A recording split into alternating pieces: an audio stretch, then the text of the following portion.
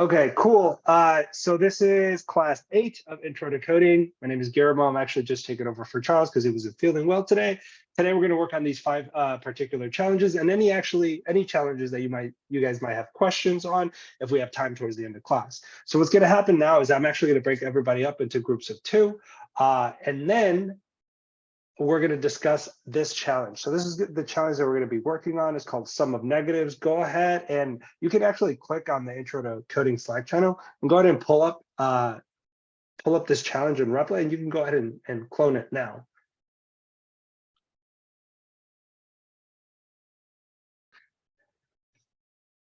Okay, slightly changed the plan. The first one is called Sum of Negatives. Go ahead and pull it up on your own, guys, and see if you can start working through it.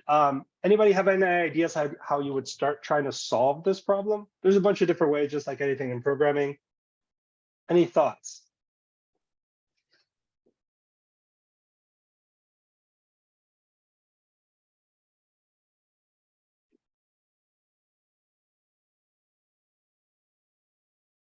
Slice. What do you want to slice? The negative numbers. How do you know where they're going to be in the array? By creating a if statement greater than or excuse me, less than 0. Okay, if what is a less than 0?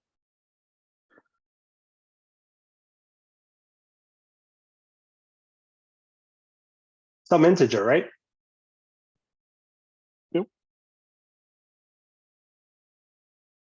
That would tell me if a few of the integers or any of the integers was less than 0, correct? But we need to do what first?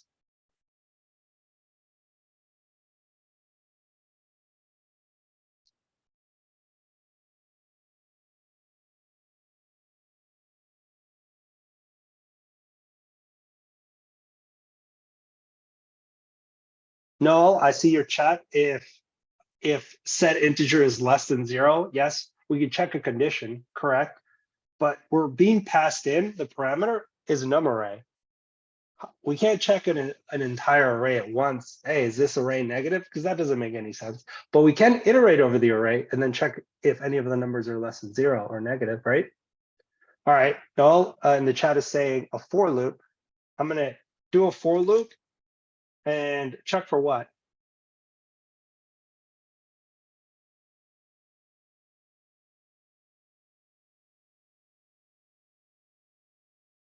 So this is just a normal for loop.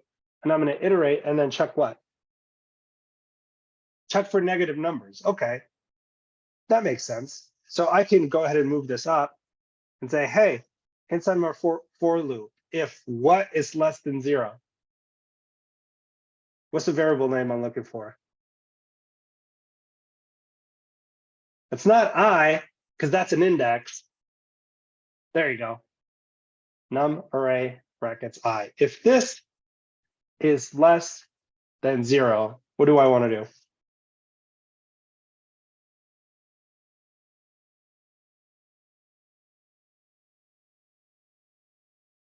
We're free to talk, guys. This works better when there's a lot of Slice or we can slice it, but slicing is going to be harder.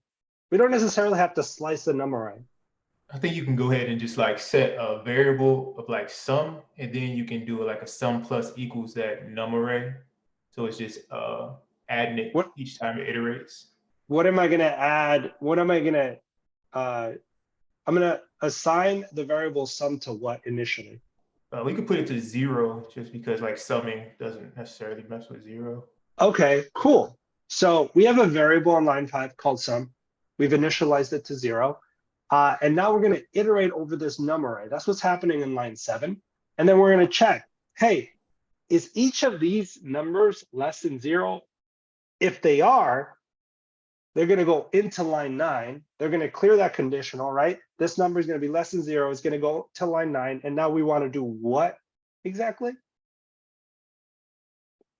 Sum what? Sum the variable, sum the arithmetic operation. What do we want to do? Sum, someone saying in the chat, plus or equals num array I. Sweet. What's the last thing we need to do?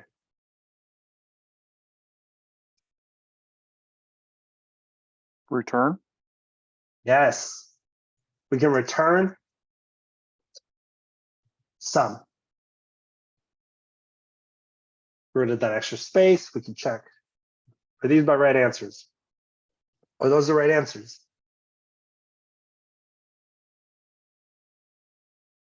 No. Or not? They look Looks right. good. -10 and 0. Looks like it's correct. Never mind. My bad. They look to be right. So let's look at our code again. We have a function called sum of negatives. And the challenge asks us, hey, if any numbers in this array are negative, add them together. And I just want to know the total or the sum. So on line 5, we declare a variable called sum.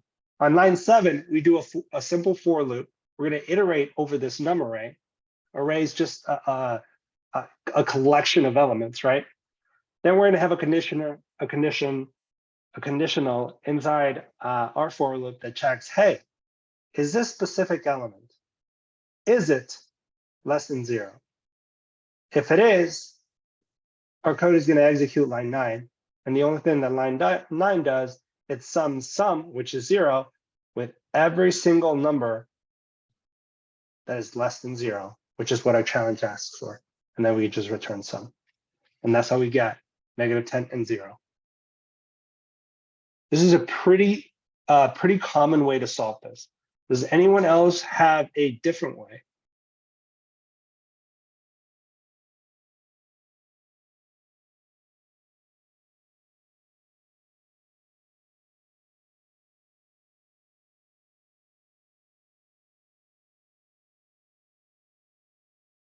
Did anyone solve it a different way that wants to share their screen and walk us through their solution?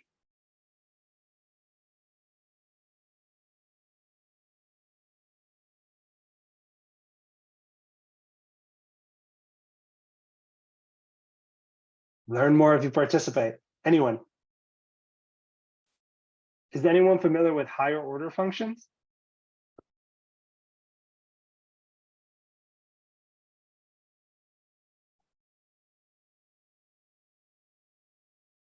I got a question by Demond. I hope I pronounced your name right, but could you potentially use regex for the condition? The answer is no. Regex only works on what? Does anyone know? It wouldn't work on a list, on an array, but it would work on what?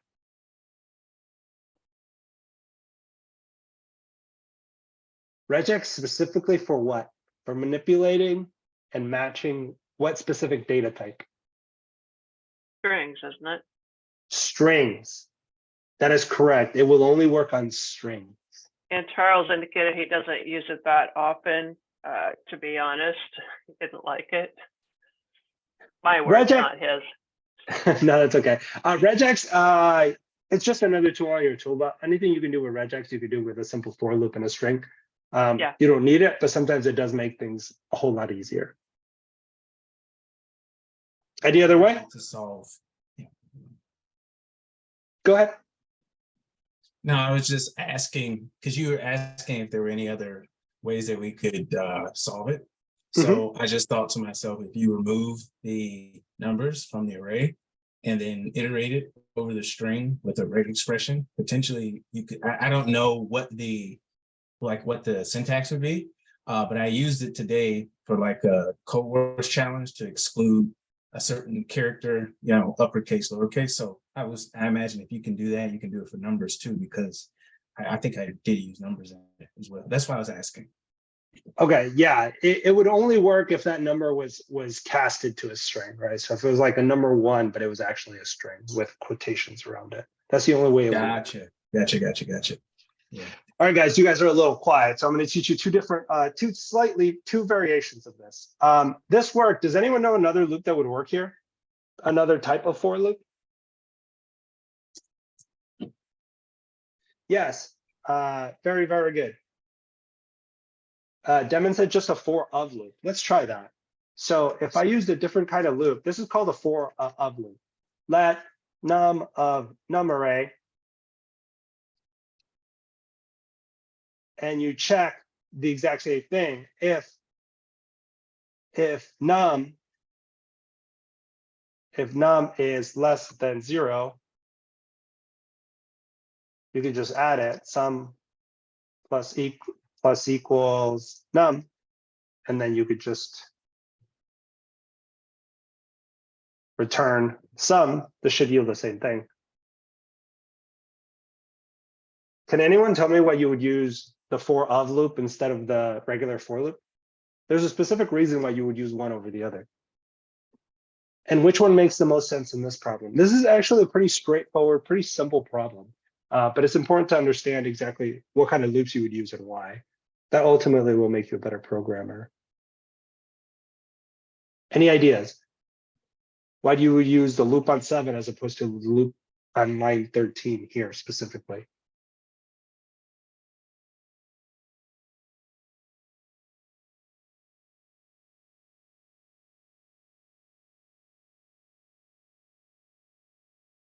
Okay, let me give it to you. But I want to hear more talking from all of you. Maybe because you didn't need the indexes. Yes. So for like line 13, you're using indexes, but for line 7, you're actually going to each element in an array. Yes. If you look very closely, we use indexes here. Numerate brackets I gives you the index, but you actually don't need the index for anything. So if you don't need the index for anything, you can use a for of loop. This is just a cleaner way to do it. They both do the exact same thing. But how do you know when you use a regular for loop or where you can use a for of loop? If you need the index, use a regular for loop. If you don't need the index for anything, you could just use a for of loop. Minor differences. This is really more like, it's just prettier to look at. It's like syntactical sugar, but it serves a purpose. So that's the main difference of when you would use one or when you would use the other. So those are two slightly different ways to solve it. You could also use higher order functions if you're familiar with that. You could return the num array, and you could just reduce. And then a lot of the times you'll see AB, but in reality, this is just like accumulator, and this is, you know, just next num or whatever you want to call it. And then you're going to do what? You're just going to, what about if I add them? What's that going to give me? Does anyone know? A lot of the times you won't see accumulator and next. A lot of times you'll just see A plus B. And these are just variable names. You can call them whatever you want. Can anyone tell me what this is going to do?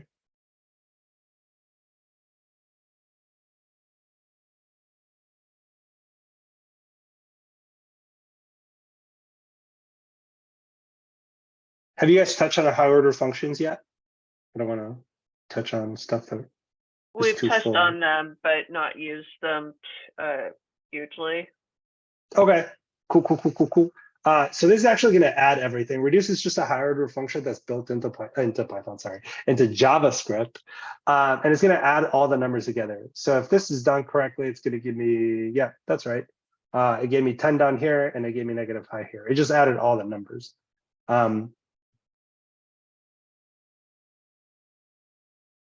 But what if you only wanted to do the negatives?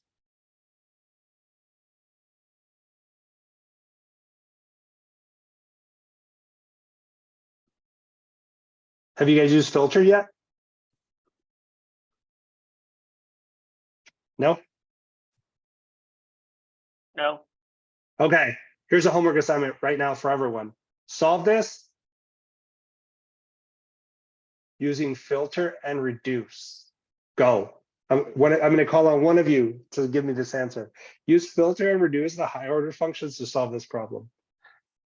See if we use both. Oh, if you can chain them together. So you can filter it and then you can actually reduce it. Give it a shot. We're going to work on that right now.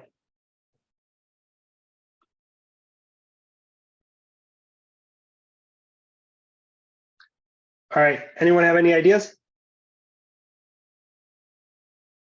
Leo, it looks like you got it. You want to share your screen? Yeah, I can share my screen. Let's see. I think I can share my screen. And walk us through your solution. Sure. Can you see the screen? Yep. Sure. So like this was a code before, and as you see, like the bottom one is the one where I use filtered and reduced, and I cut that down to like one line.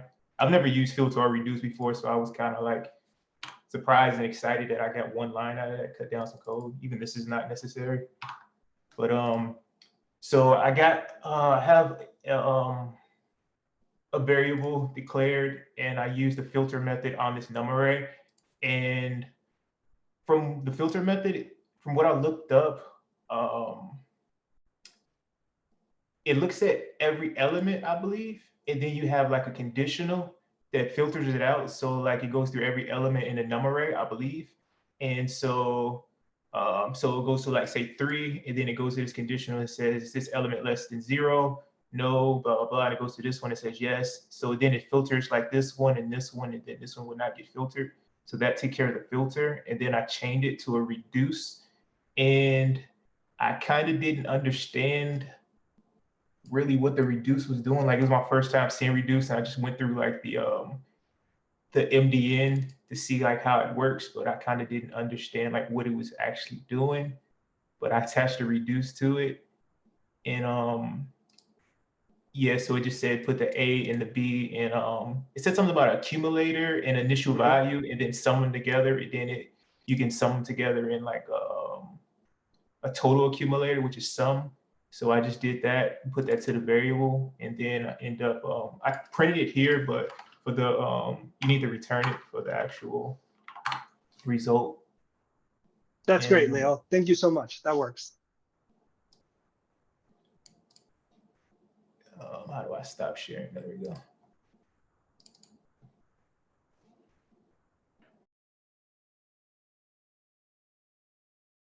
Yes, that was great.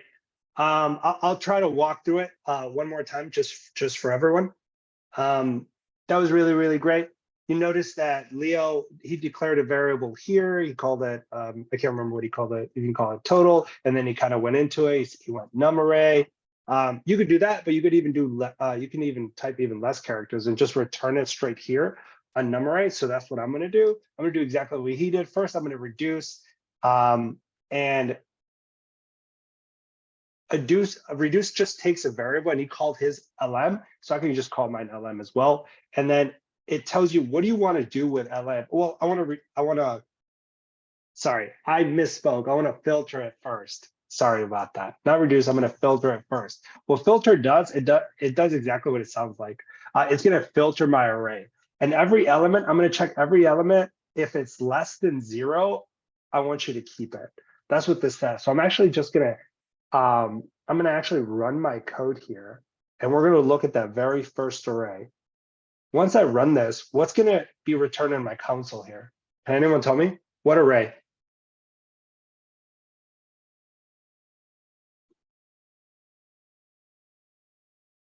-1 and -9. Correct. That's what's going to be returned because I attached a filter to my num array. It's going to check, hey, check every element. If any element is less than 0, I want you to keep it. I want you to filter for it. So I'm going to run it. Boom. It only returns -1 and -9 because those are the only elements that fit this condition. Sweet. So I know that I have -1 and -9.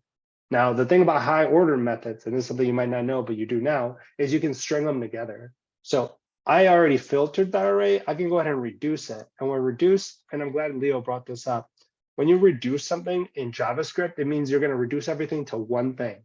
And typically that thing is a number, but it can be a string as well. And it takes two parameters. It takes what Leo said, an accumulator, and then like an initial value or whatever they call it. But most of the time when you see it on like Code Wars or like CoderBright or LeetCode or whatever, you're going to see just an A and B because people are lazy, or they're character divas and they want to write as few characters as possible to solve their coding challenges. So you'll see A and B a lot, even though it's an accumulator and then an initial value. What it's saying is, hey, you're going to add everything to this specific value and accumulate them.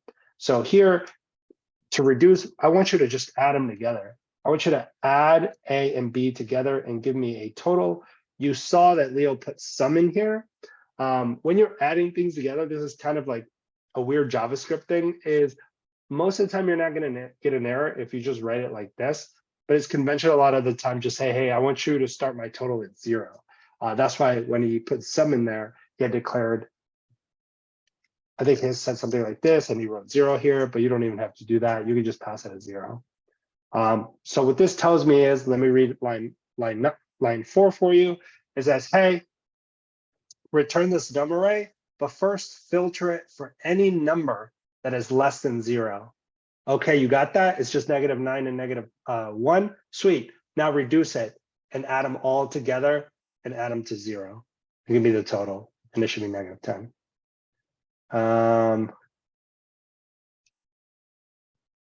I guess I typed in an extra I. Sorry about that. Oh no, number array. What did I mess up? I think filter is spelled with the I. I think you missed the I a bit. Oh, I can't spell. Correct. Boom. Yay! 3rd time's the charm. So that's how that reads. And that's just a, I don't want to say a fancier way to do it, just a different way to do it. With higher order functions, I actually placed a pretty useful higher order functions JavaScript tutorial by Traversy Media on the Intro to Coding channel. So go ahead and check that out when you get a chance. It's like, it goes over the most popular higher order function in JavaScript and gives you a couple of little exercises to work through. It's really useful. It's how I learned higher order functions in JavaScript a long time ago. And by a long time ago, I mean like 18 months ago. Sound good? Yes? Questions about this before we move on to the next one?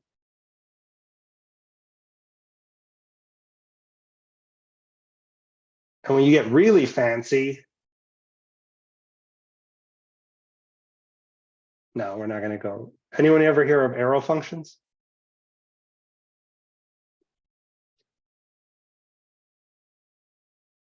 Anyone besides Leo heard about arrow functions?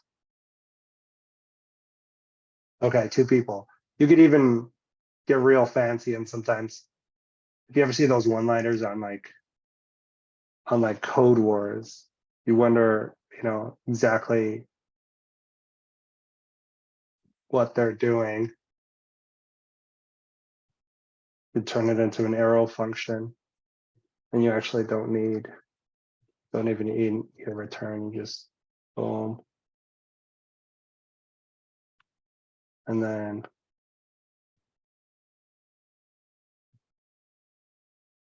same thing.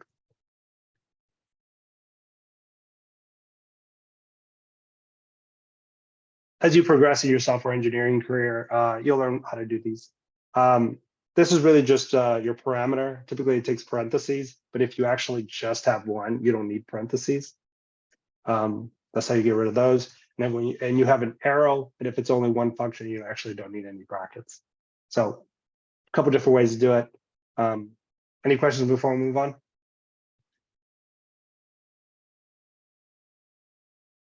Okay.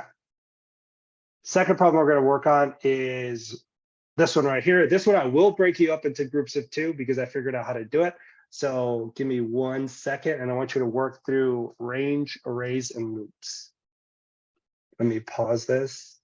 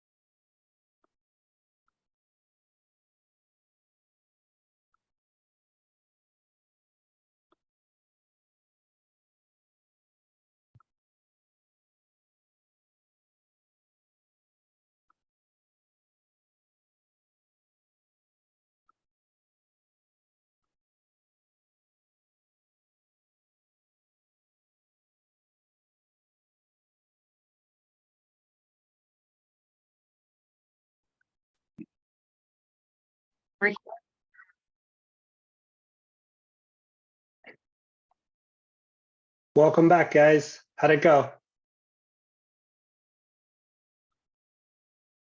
Good. Good. So. What was a possible solution? Anyone? A little bit of struggled. Someone threw their code in there.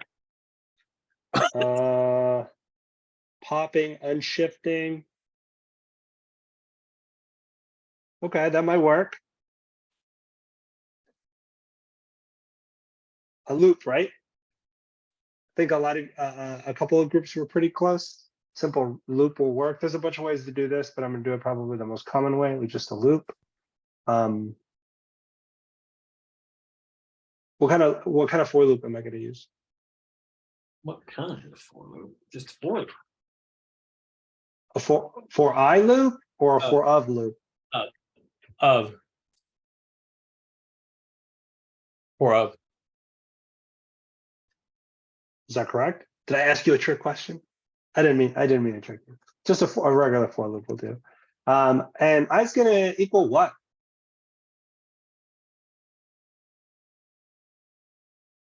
What is I gonna equal? It's not gonna equal 0, which is Min. what we're used to. Minimum.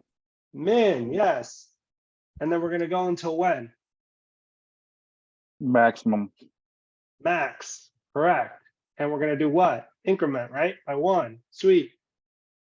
And then what are we gonna do? Well, these numbers gotta go somewhere. Add it to an array. Yes. So I could just push them to an array, right? It's push, right? Sorry, I was doing Python. Push. What am I gonna push? What variable? I. Yes, and I actually can't spell. This is result.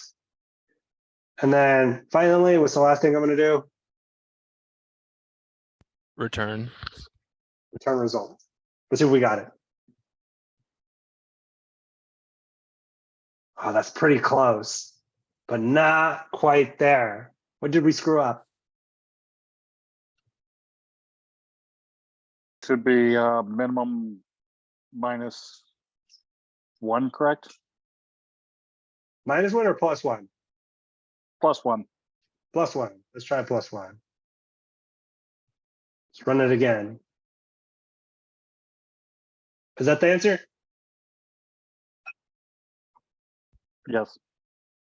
Excellent. Right. This is just a very simple way to solve this. And I think I kind of throws people off because I for us typically is short for index.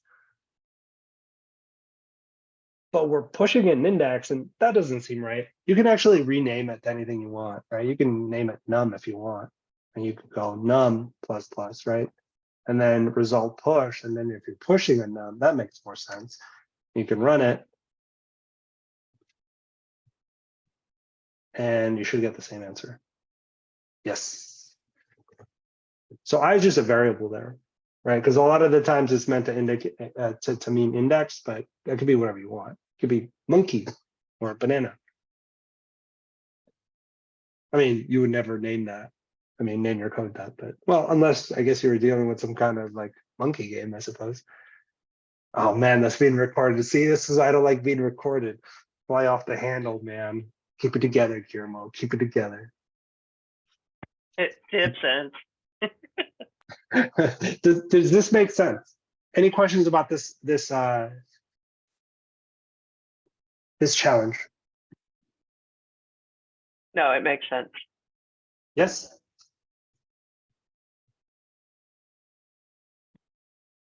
Okay. Cool. Let's look at this one, and we're going to do this one together, and then we'll do the next one in groups. Let's look at it. This is called max error. Write a function, and this is all in the intro to coding channel. So feel free to pull it up on the side of your screen, on a different screen on your laptop, wherever you would like. So let's look at this challenge. It says write a function that takes in a list of incorrect numbers and a correct number.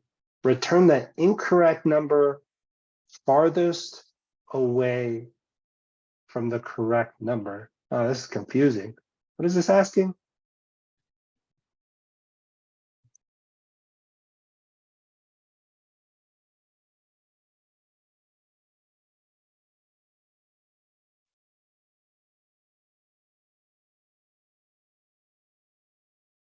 In layman's terms, what is this challenge asking me to do?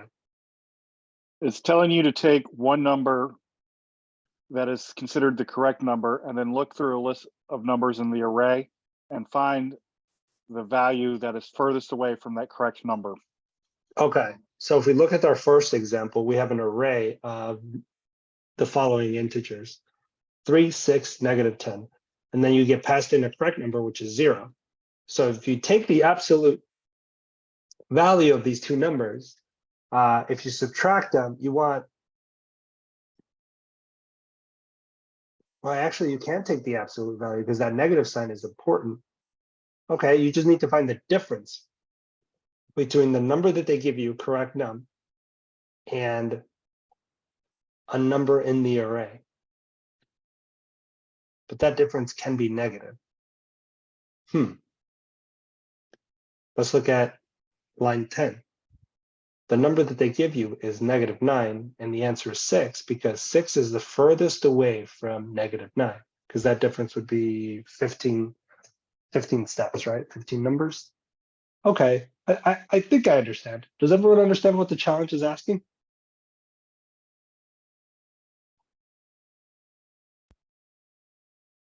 Yes, Kathy just said, think of the numbers on the number line. That's a great way to think about it. I do a lot of the live technical assessments, and I'd say probably the most common problem people struggle with is not understanding what the problem is asking. That's probably the number one thing that they struggle with. So I always have to ask leading questions or have them like reread the challenge. And I think sometimes they get a little confused. Like, well, I just read it. And I was like, read it again.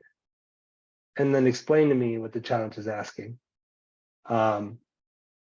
Because that's a really important step to this process. Okay, cool. So we want the number in the array that is furthest on the number line from the number that is passed in as correct num. Everyone should have this pulled up in their own individual computers. Everyone should be thinking about this. How would you start this challenge?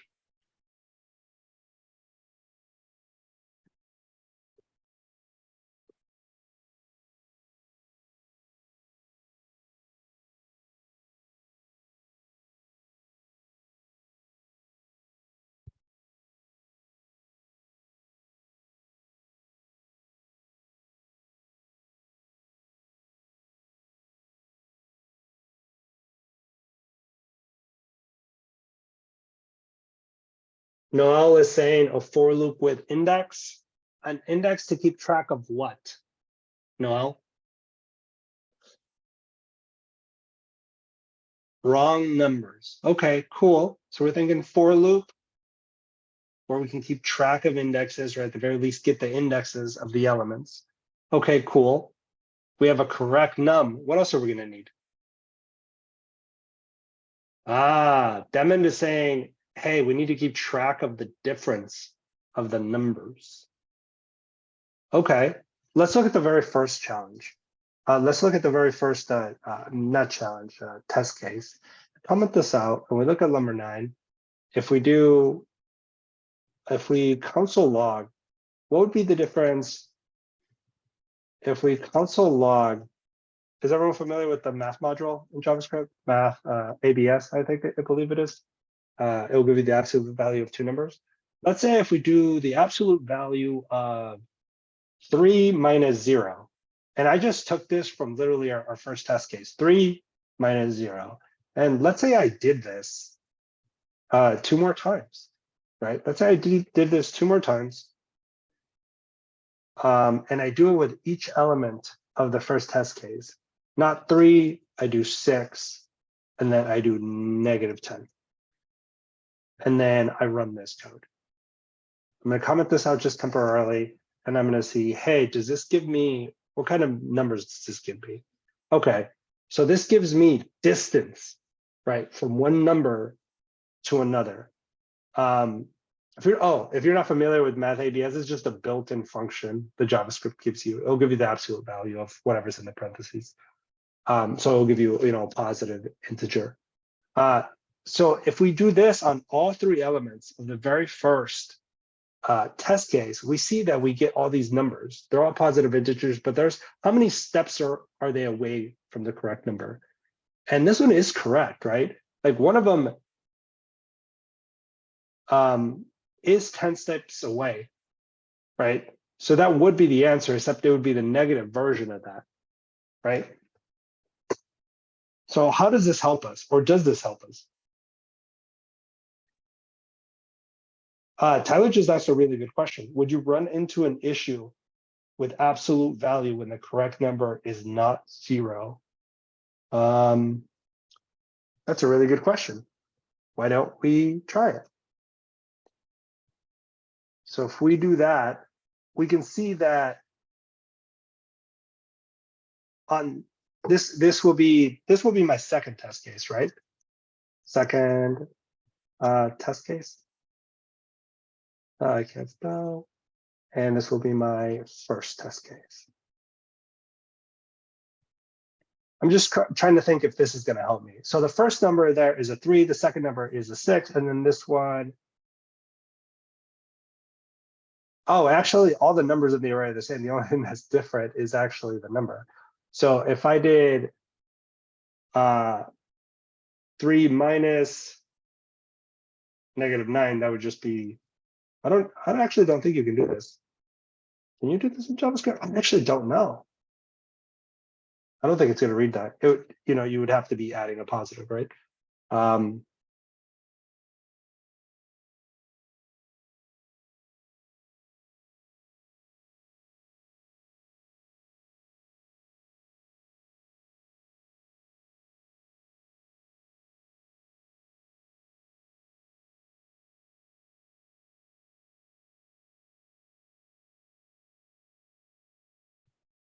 I think JavaScript reads this actually.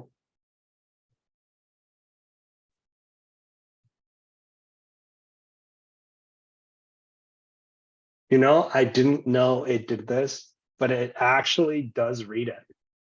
So you can subtract a negative. I didn't know that about JavaScript, honestly. But for whatever reason, if I subtract this space, I feel like it was going to throw an error for whatever reason because the color changed. And that doesn't work. That's super interesting. Okay, so this reads it like it's supposed to, actually. Very interesting. I did not know that. So this tells you the difference between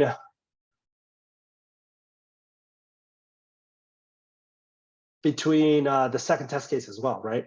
And the biggest one is the second one, right? Which would be 6. So it seems to work. This might help us somehow. Ideas?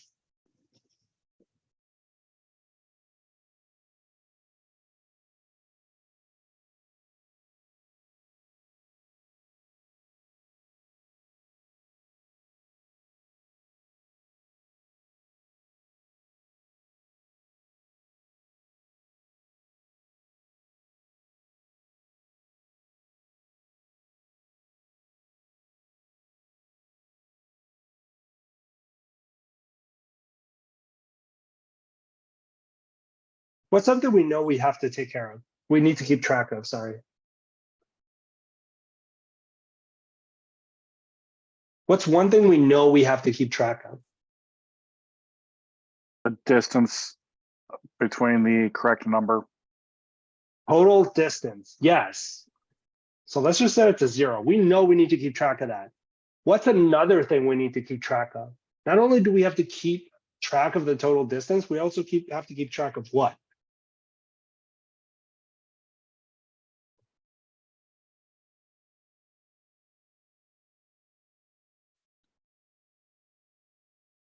The correct number.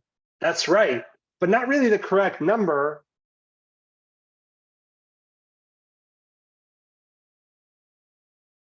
Yeah, the correct number, or we could just keep track of the index where that number is at, right? They both would work. So let's just say correct number. Let's just go with what Kathy said. That correct number. What do you mean by correct number, Kathy?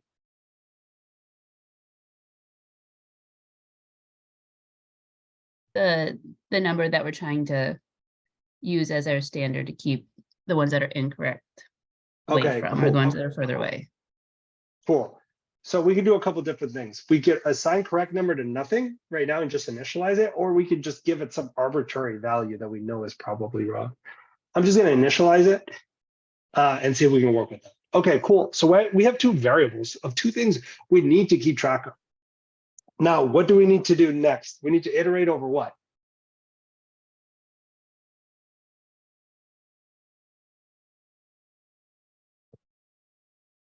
We definitely need to check all the numbers in the array, right? So we need to do a what?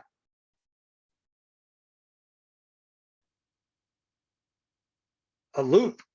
What kind of loop? For a loop with iteration. Let's see if we can get away with just a normal for of loop.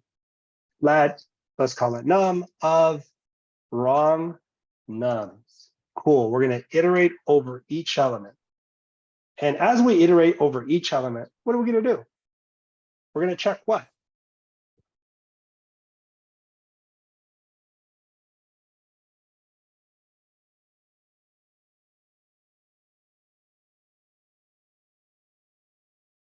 Ooh, Demon said the result of the subtraction. Yes, let's do let difference equal the math absolute of what?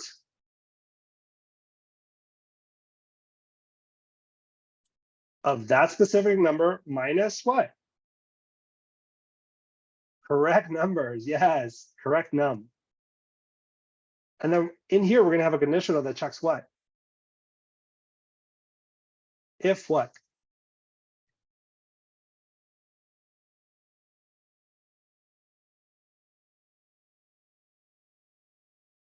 Remember, ultimately, we only want to keep track of the number If the that's number is furthest greater away. than the next number. If the total difference, right? If the difference is larger than the total distance we have currently, right? Because ultimately, this is only going to update if that distance is greater, in which case we need to keep track of it. I don't think this problem is necessarily very easy. So if we're struggling with it, that's okay. We need to check if difference is what?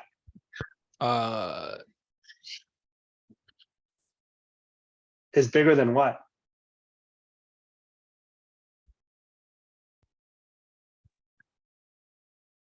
Greater than the largest number? Greater than, use the variable names, greater than total distance. Yes. So is the difference larger than total difference? If the answer is yes, then I'm going to execute line 11. Then what am I going to do?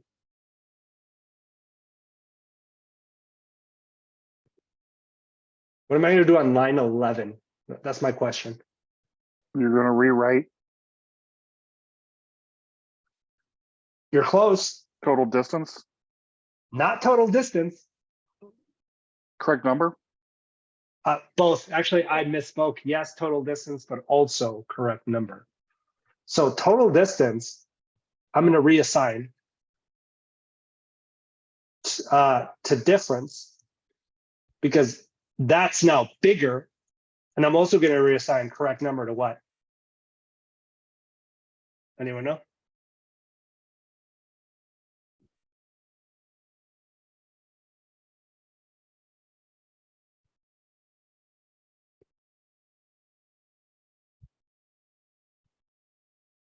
To num. Good, Leo. And after all of that is said and done, I'm going to return what? What is the challenge asking me to return?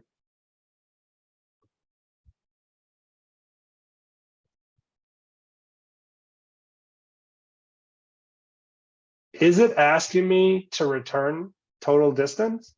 Or is it asking me to return the number in the wrong? The number that's farthest away, it's asking for you to return that. Yes. So I need to return the correct number. Let's see if we got close.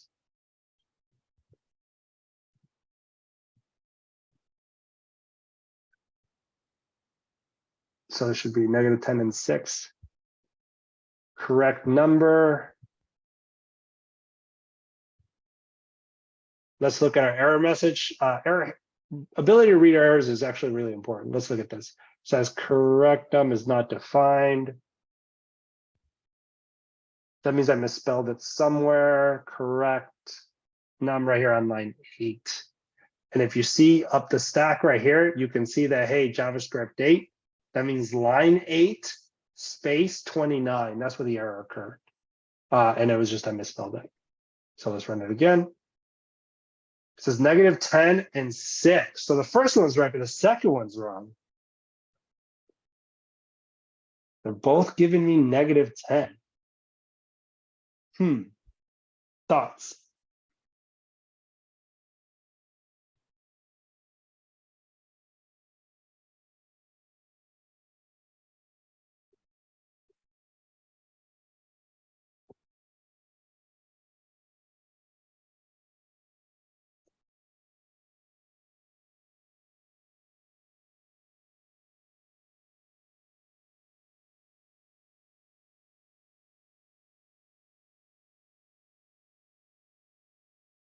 Tyler's saying total distance.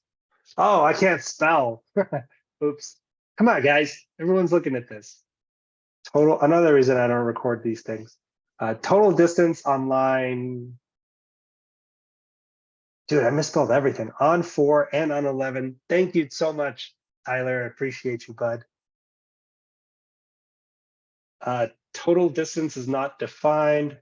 That's because on line 10, total distance. Don't ever ask me to record anything, guys. Okay, that's the right answer. So our code is right. I just can't spell. And in reality, I really can't spell. I am no good at spelling. English was my second language, and I never got good at the spelling part. I can read and write just fine now. Questions? This is not necessarily an easy challenge. It's kind of a lot to process, especially when you're starting out. And if you can spell, you're going to be a good coder, I think. But if you can't spell, that doesn't necessarily mean you're going to be bad at coding. I have to believe that because I can't spell. Questions?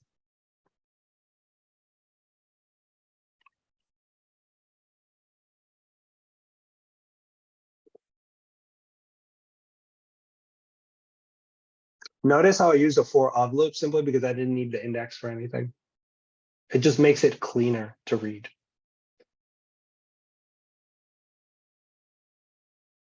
I could have done it with a normal for I loop, and it would have been fine. It would have just been slightly harder to read and slightly more characters of code.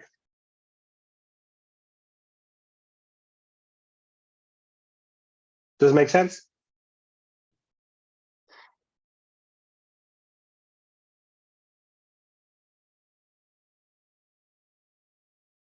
If you haven't seen line 5 before, I initialize it. That means you don't have to assign it a value right away. If you're going to assign it a value before you try to evaluate it or compare it to something else, that's perfectly fine. But had I, is JavaScript null or none? I don't remember. Anyone know? Null? Or is it none? Oh, is it null? Lowercase null, I believe. There you go. Thank you so much, Leo. It's null. If I would have done null, it doesn't change my answer any. I mean, I could have left that at 0 and it wouldn't have mattered. In this specific challenge. Doesn't So I have matter. a general question for you. Yes, ma'am. I noticed Charles is doing the prep work and writing everything out right off the bat. And I noticed you're kind of doing that while you're actually writing the code, which I'm finding easier to follow. So I'm just curious what your thoughts are on that. I am lazy and I should have done the prep. So Okay. Here's the thing. I will do it on the next couple. I am sorry. I actually love prep, but the answer really is I'm just lazy. And these problems, I guess, to me aren't very hard, so I don't need it. But if I was to do like a really like tough problem, I would Mhm. fall back on, or I was in an interview, I would fall back to prep.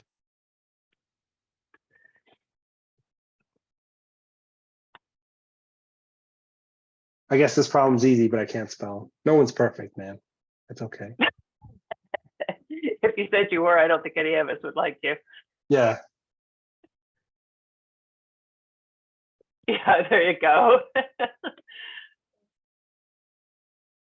Tyler has a question. When you say let num of wrong nums, is num already defined in JavaScript? No, num is every element in the array wrong nums. Like if I console log num, if I console log num here, num is just going to give me all the numbers in the array. So it's going to console log 3, 6, and -10. And you see it 3, 6, -10 across. And I could just return, that doesn't matter what I return, happy. And you'll see it. You'll see 3, 6, -10, 3, 6, -10, and then the happy just because I returned it.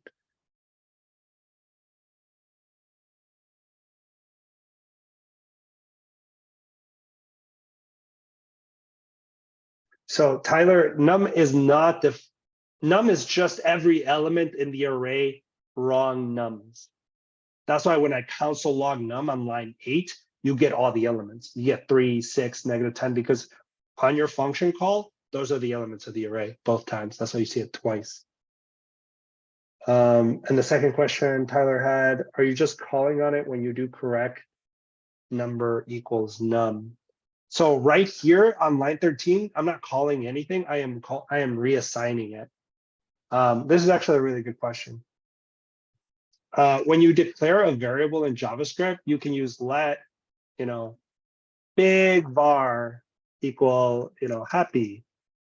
That's one way to declare. If it's a constant variable, you can do big var equals, 1,000 because we have 1,000 customers. That's never going to change. That's the only thing we have bandwidth for. But inside your function or inside a loop or something, and you use a let, and you don't want big var to be happy anymore, but you're not declaring another variable, you're just reassigning it. You would say something like big var is not happy anymore.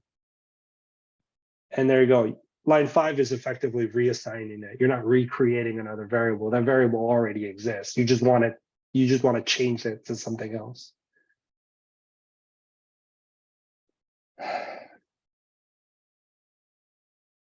Demond, you are declaring the variable inside of the condition, right? I am reassigning the variable inside of the condition on line 21. I'm not creating it. I am reassigning it within the conditional. Yes, you can do that.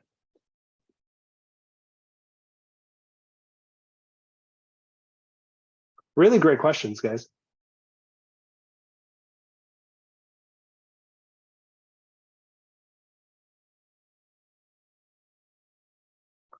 Oh crap. I'll just do this. Sorry. Okay, cool. I just did this to show you guys math absolute. And there you have it. I'll go ahead and link these at the end of class. No problem. Let's move on to the next one. No more questions on this one. Let's go to car trip. We're going to do car trip, but actually before we do car trip, let's take a 6-minute break and then we'll come back.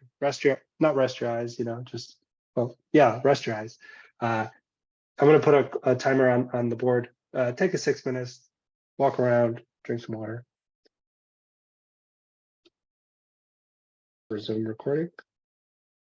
Boom, and this one is called car trip, and this is an objects problem.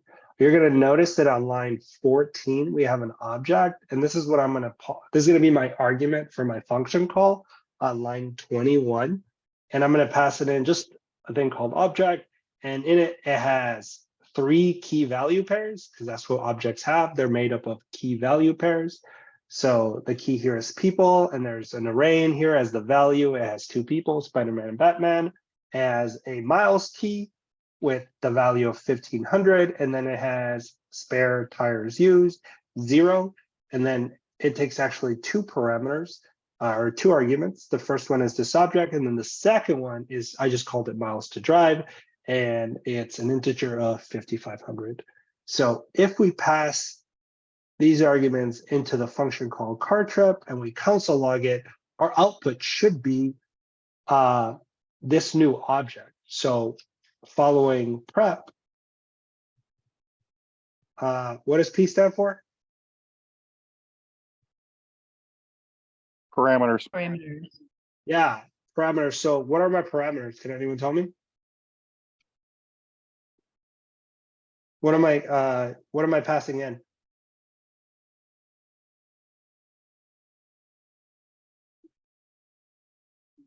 It's on line 21. I have a console log, and I'm console logging a function call. And these are my parameters in here. Well, right here, these are my they're my arguments. When they come up here to my function, that's what's known as parameters. It's a little confusing, but what are they? They're an object. An The object. miles to drive. Yeah, with key value pairs. So the first thing is, and what's the other thing? Miles to drive, right? An integer. So that's what's being passed in. Those are the parameters. I'm passing in an object with a few key value pairs, and then I'm passing in an integer. Sweet. What am I returning?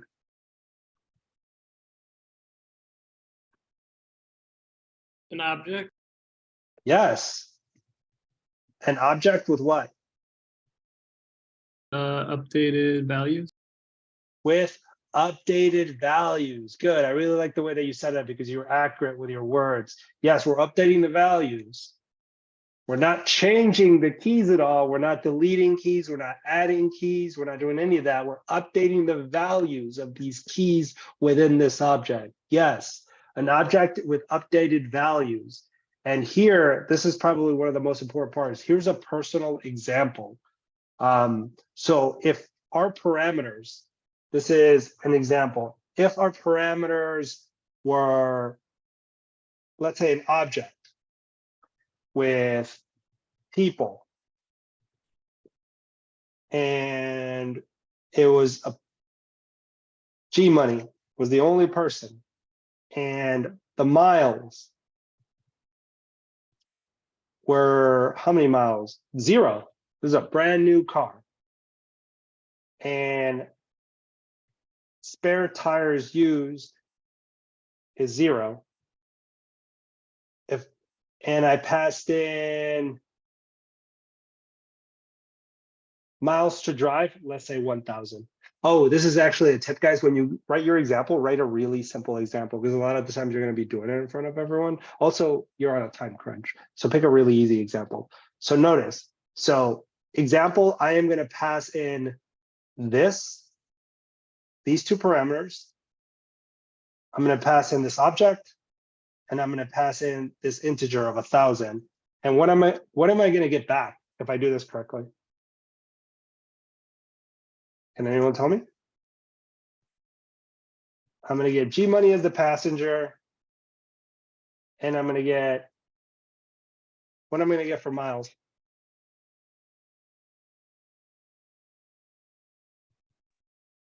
So the reason why, yes, 1,000, because I'm only going to drive 1,000. And my odometer started at 0, so it's 1,000. And then spare tires used. How many? Let's look at our challenge.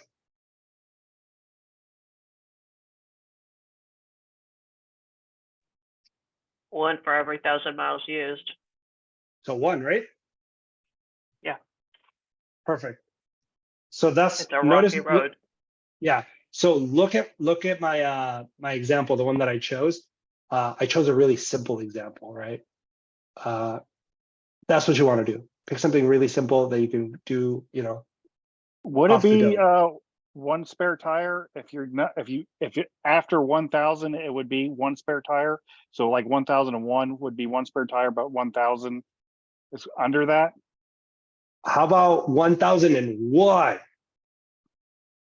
So Works make for sure me. it is 1. Boom, there you go. Now we definitely need S pairs higher. I get what you're saying. Boom. So that's the E. Sweet. And what's the P for? Pseudocode. Pseudocode. All right, the fun part. I'm going to shrink this a little bit so it all fits in one nice, neat. I can read this. Boom, boom. All right, pseudocode. How am I going to try to solve this?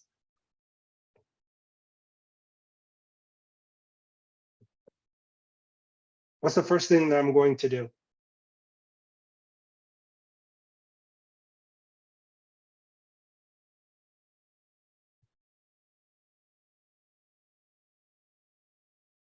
Take some time, read the challenge. Ooh, I'm getting a lot of things in the chat. I'm hearing divide the miles by 1,000. I'm getting a for loop. You're gonna update the object. Kind of.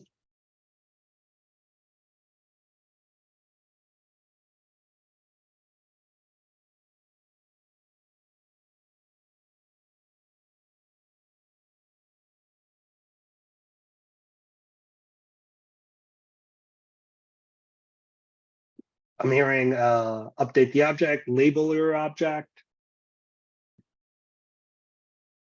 Can we get some consensus? What do you think the first thing I want to do is?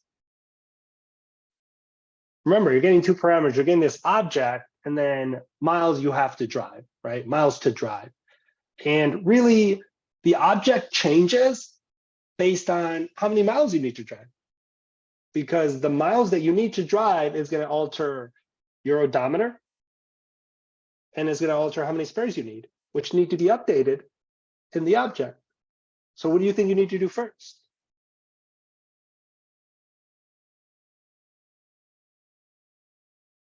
I just look real weird now. Now I'm self-conscious. Sorry, kid.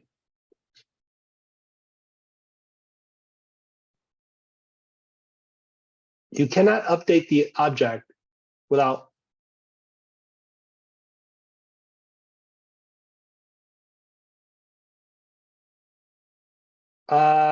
you can't do math on an object directly, but you can do math on object values. No, I was saying, hey, just update the miles, car.miles plus miles. We could do that. Let's try that. So Noel is saying, hey, the first thing we're going to do is update the miles on the car, i.e. car miles equals car miles plus miles. Sweet. What's the second that we can do? Number of tires used based on those miles. Okay, how are we going to do that? For each 1,000, it equals one tire. Okay, Tire. so miles divided by 1,000 is going to equal what? How many tires? Per 1,000, it will be one tire. Yes, excellent. Does anyone know the floor module in JavaScript? Is that what it is? Let me Google it real quick. Floor. In JavaScript, that's a thing, right? Yeah. It rounds down. That's kind of what we need, right? Because if it gets to like, 2,998 miles, we don't need that extra one, right? So we have to round down. So we need to update the number of spares. Update the number of spares with, miles divided by 1,000, right? And math floor it if you can. To round down. Sweet. So far we have the value of the odometer with the miles added, and we have the number of spares it takes. What else do we need to do? Now what?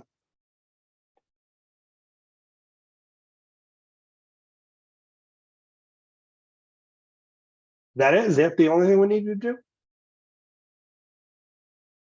So silly question, if we're rounding down, which the math floor does, in essence, is that then saying that 1,000 through 999 is still going to be one tire?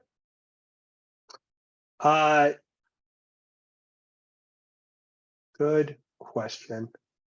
It would be something like, I'm doing it on line 23. If I did math dot floor of, 99 over 8. I should have picked an easier number. That's fine. Yeah. And we run it. It's going to give us, I'm going to pick an easier number. What am I doing in my life? Let's do 35. This gives me 4 because 4 times 8 is 32 and it doesn't go in completely again. So it rounds down. It gives me the whole integer, no decimals. Yeah, Does no, that I make get sense? that. Yeah. Oh, yeah. I got that.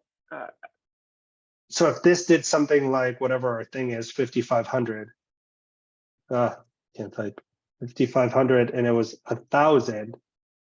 That's technically just 5 spares, right? Because we don't get to the next 1,000, so it should give me 5 extra spares. Okay. And it Yeah, does. that answers my original question. Okay, thanks. Cool. Okay, cool. Is that it? Is that the only thing we need to do? We need to update the miles of the car, and then we need to update the spare.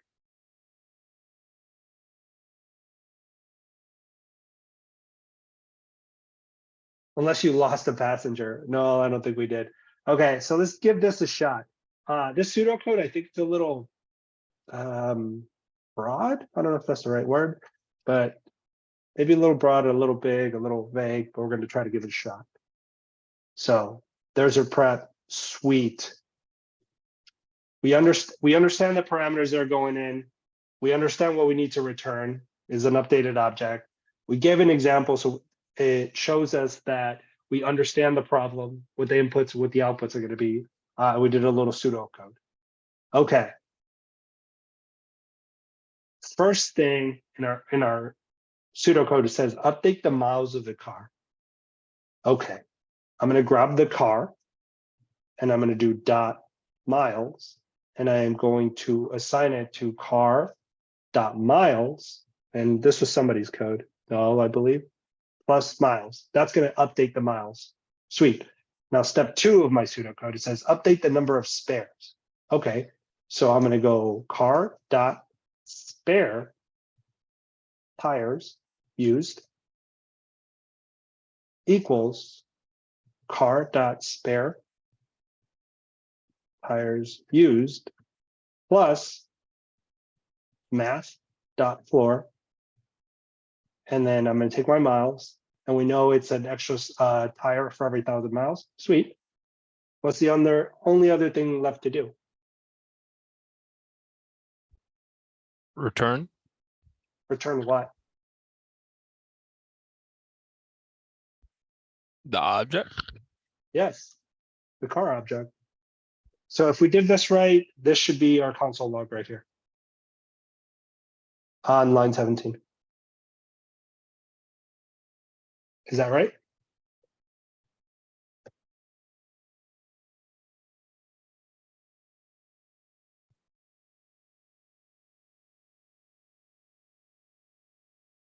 You missed a step here in our pseudocode. It should have been return updated car object.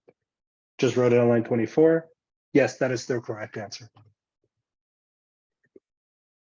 Instead of dot notation, we could have used what other kind of object notation? Did anyone know?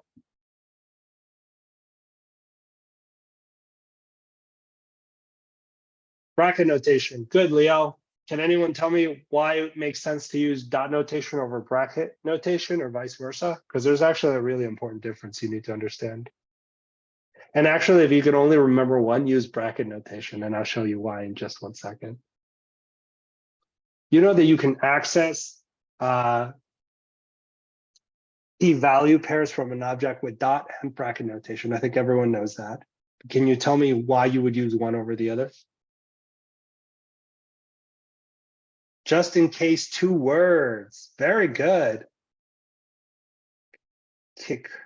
I can't pronounce your name, sweetheart. But yes, just in case 2 words. What do they mean by that? Let me show you. Actually, let's go all the way down here. I'm going to comment this out. Wait, before we move on, questions about this challenge before I go into dot and bracket notation. Straightforward? More or less? I'm going to assume yes. Okay, I'm going to comment this out. Let's say, see if I have an object here. Here's an object for me. Let's just use this one. Actually, I'm going to just use this one. Boom. And I'm going to just delete this. I'm going to just a very simple object with just two elements in it, and I'm going to call this one miles. I'm just going to make it a string. And let's say you had a spares used. Boom. And you wanted to get the number 45. You could do it like this: object, brackets, spares used, right? Because that's the key. What am I going to get a console log here in a second when I run it? What should I get right here in the console log when I run it? Error because it's misspelled.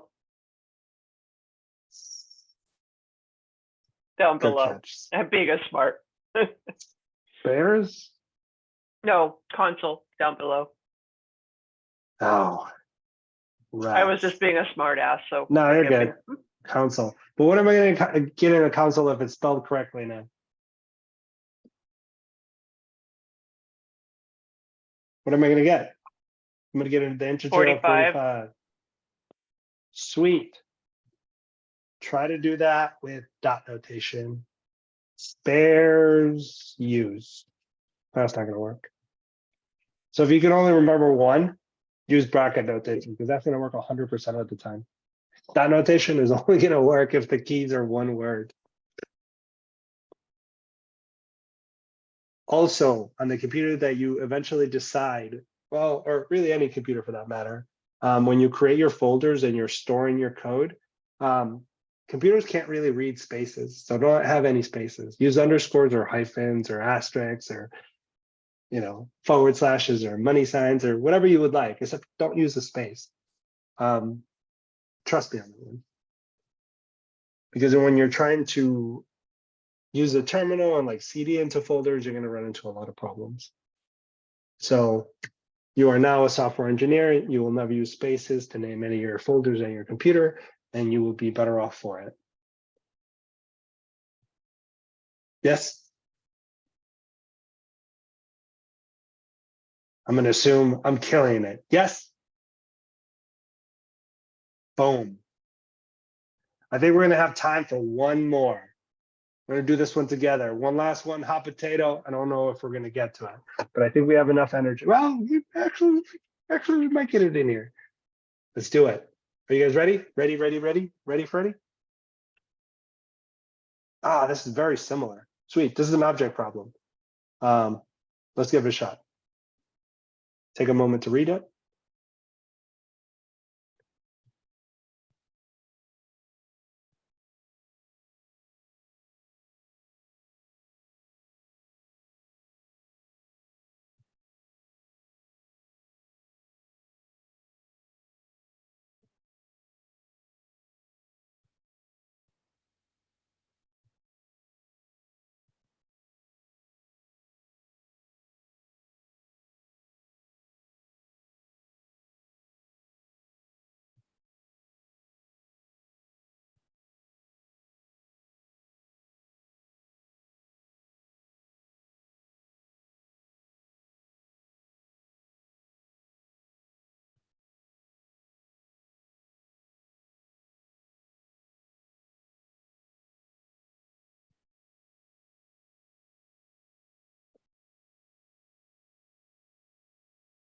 All right, so the challenge says, write a method that takes in a student object with attributes GPA as a number, and then the grade level as a number, as well as an integer representing the change in GPA. This method should update the student's GPA to include the change and increase their grade level by 1 year, and it should return the updated student object. Okay, this is very similar to the last challenge that we did. So parameters, what are my parameters? I have 2. What are they?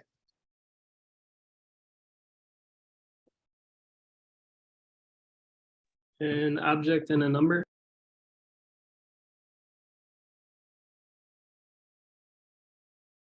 Correct. I'm going to get 2. I am going to get an object with key value pairs, doesn't matter what they are right now, and an integer. So I'm getting 2 parameters, object and an integer. What am I returning?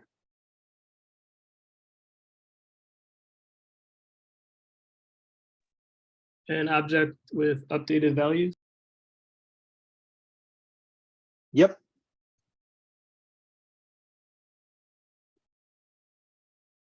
That's what I'm returning. And give me an example that we don't already have. How about I pass in the object grade 8 and GPA of 0.50. Sweet. And then I am going to pass in improvement. I'm going to pass in an improvement of, let's go 3.5. So they have a 4.0 GPA. All right, so these are my my parameters. An object with grade 8 GPA of 0.5 point, and then an improvement of 3.5. What am I going to return then?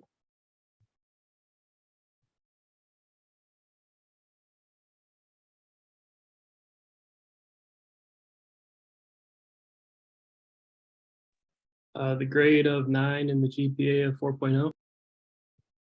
Grade of 9 and a GPA of 4.0. Boom. That works. So that's my pseudocode. Grade of 9 and GPA of 4.0. Actually, let's make this 3.4, so we have 3.9. Just cause. Sweet. So very similar to the last example. Pseudocode, what am I going to do first?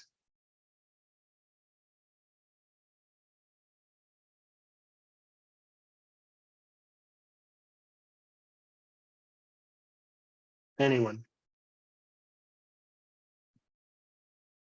Add 1 to the grade. Add 1 to the grade. Update student object grade. Just increment by 1. I know I wrote that poorly, it doesn't matter. Update student object grade, increment by 1. And then what am I going to do?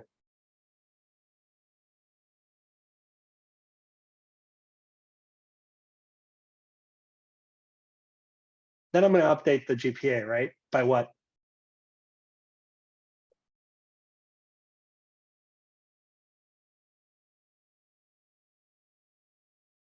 By whatever the GPA parameter is. Yep. By whatever the improvement is, right? That's what the parameter is called. Improvements. See if I can spell stuff, doesn't matter. Cool. And then I'm going to do what?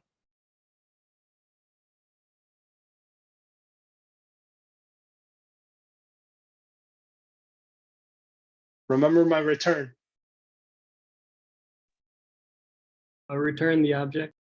Return the updated object, son. My pseudocode right there. Boom. Let's do it. What's the first thing I'm going to do? Let me look at my pseudocode. What am I doing?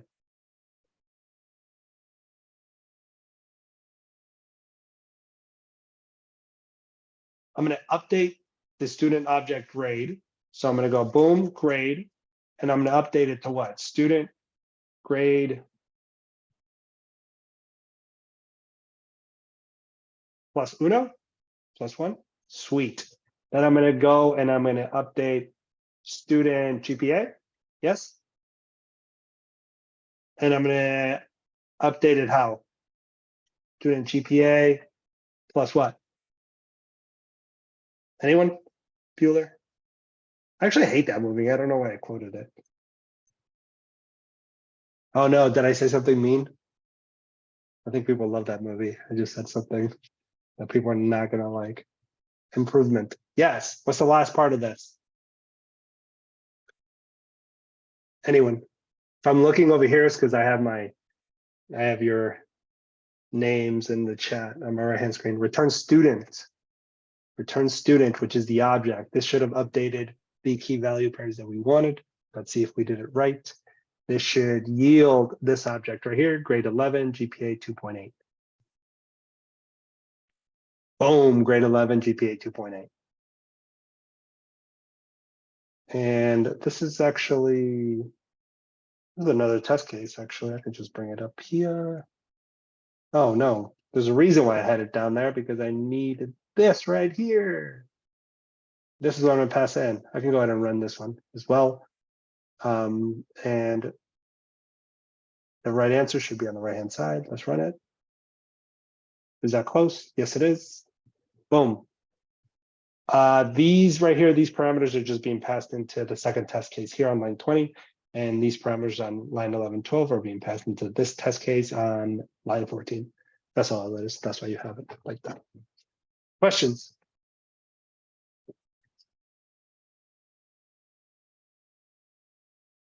Man, I hope you guys are taking notes back there. You guys are awfully quiet.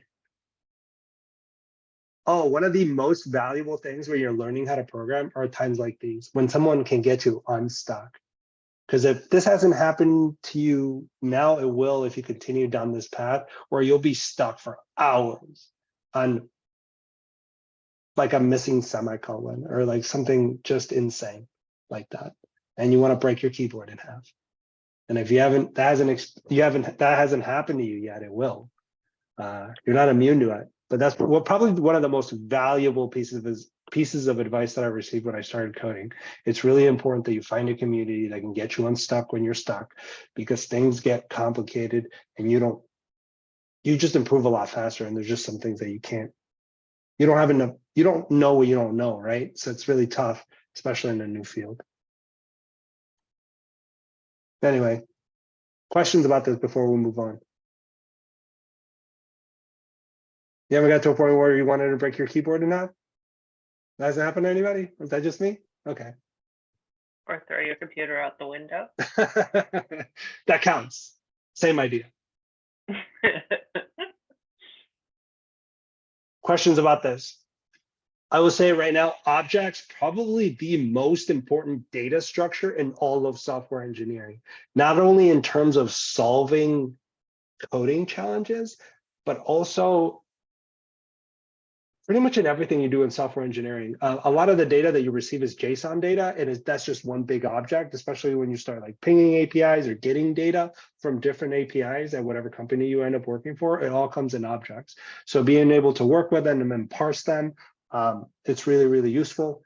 Think of a computer, asking for information from another computer. All that stuff comes in one big object.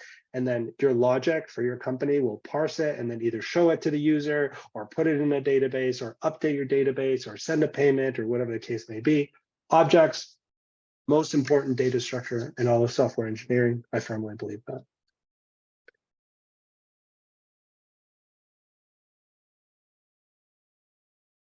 Last challenge. Is everyone's mind melted? Last challenge, guys. Hang in there. Hang in there. Can we do this in 17 minutes? Yes, we can. Take a minute and read this challenge, guys. You should have it in front of you probably.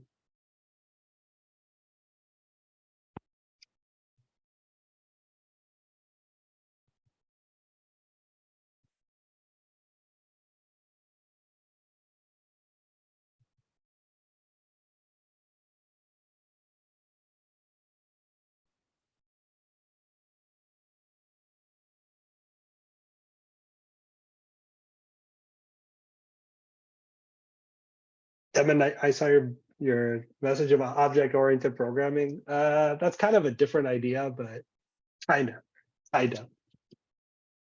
And by kinda, I mean nothing like that.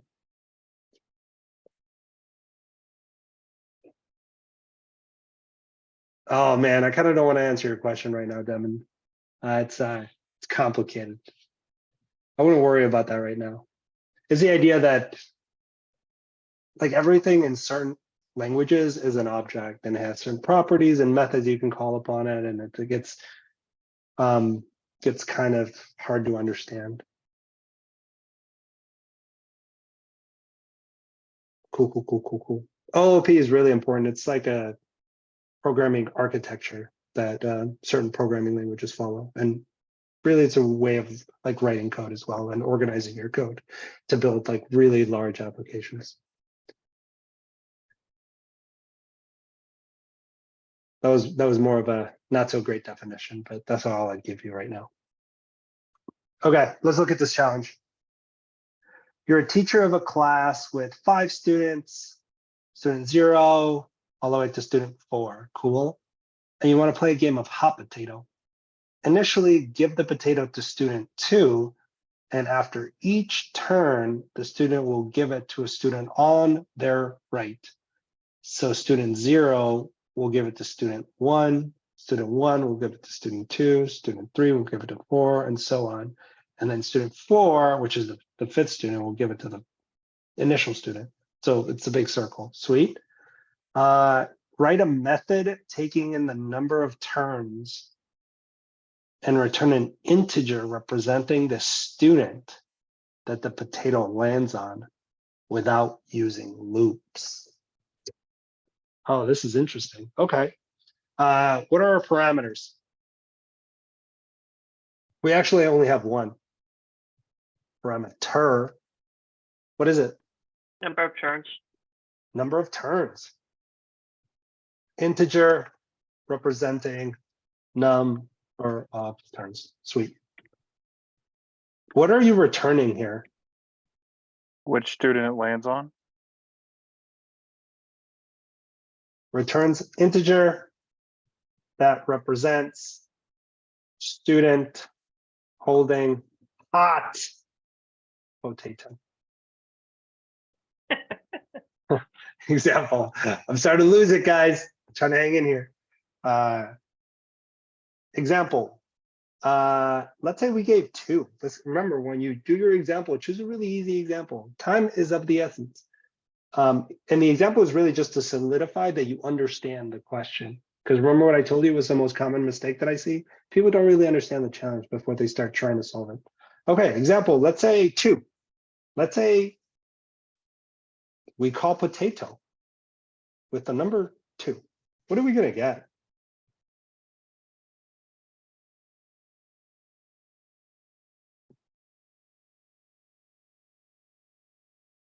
Four, is that right?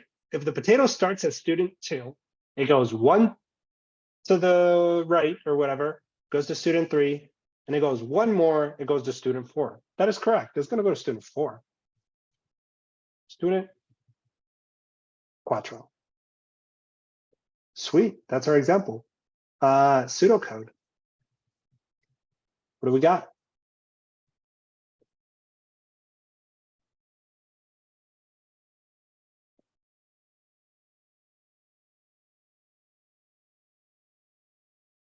What do we got, team? Can't use loops. What are we going to use?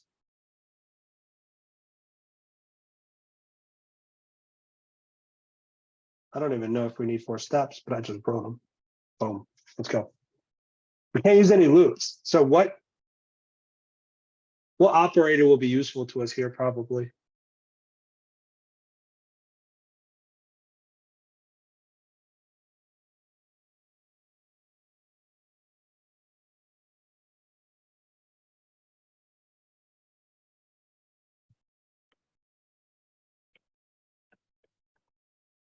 Not quite, Noel. We're going to need a little bit more than that.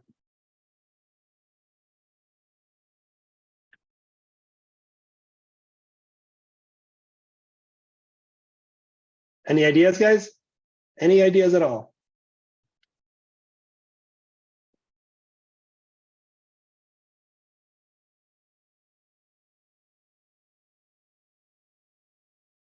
How about the modulus operator? How is that going to help us?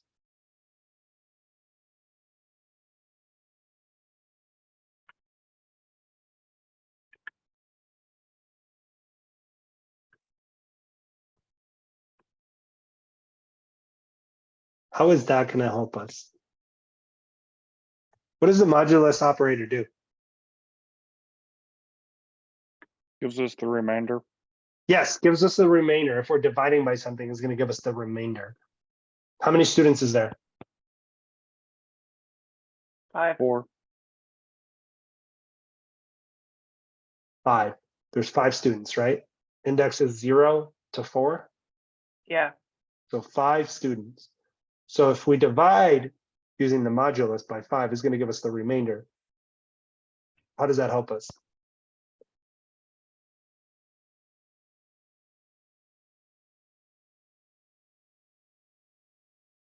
You can then add that starting over to give you which student lands on.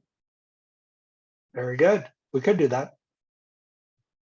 That's a really, really good idea. Now let's try to pseudocode it. What's the first thing we're going to do? This isn't a lot of pseudocode. You more or less kind of figured out the idea with a little bit of help. What's the first thing we're going to do?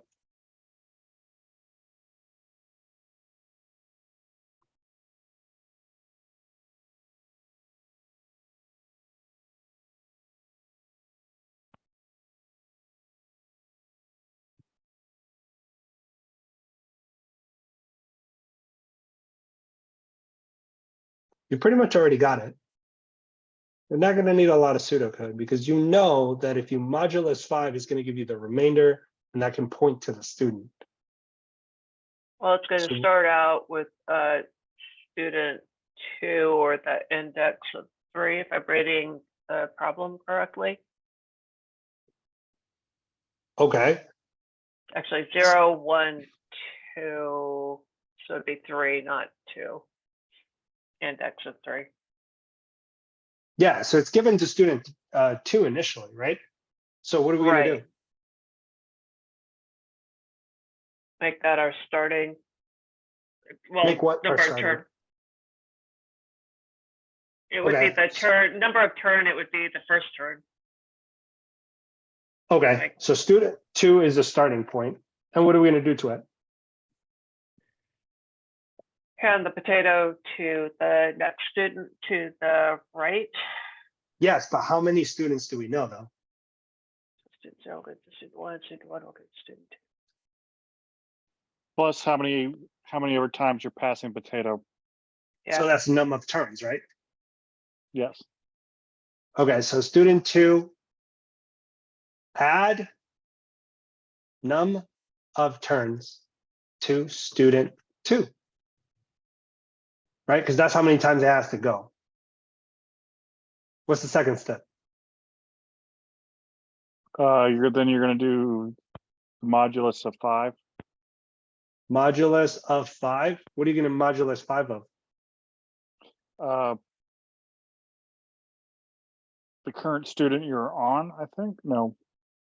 I think you're right.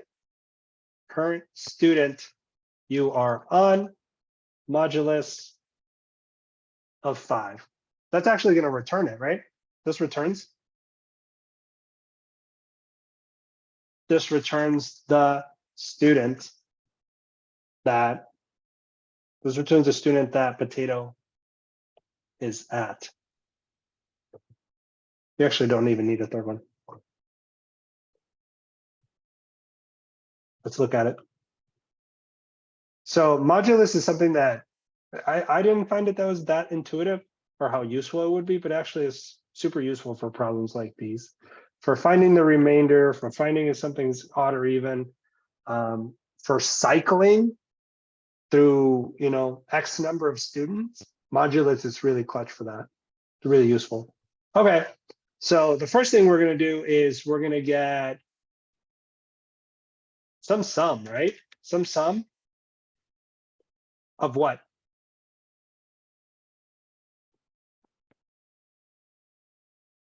Just read our pseudocode.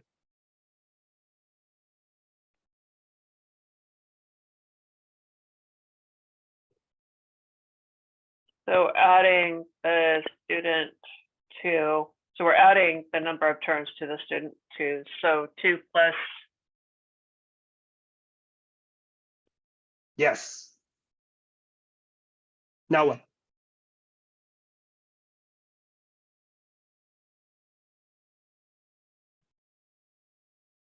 Now pseudocode 2, right? so number of turns with the remainder of 5. So current student you are on, which is the sum, is actually, you can actually current student. And current student modulus of 5.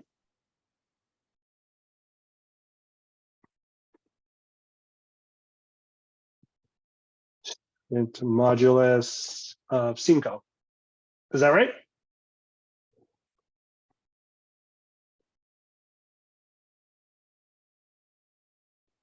Yes. Let's run it.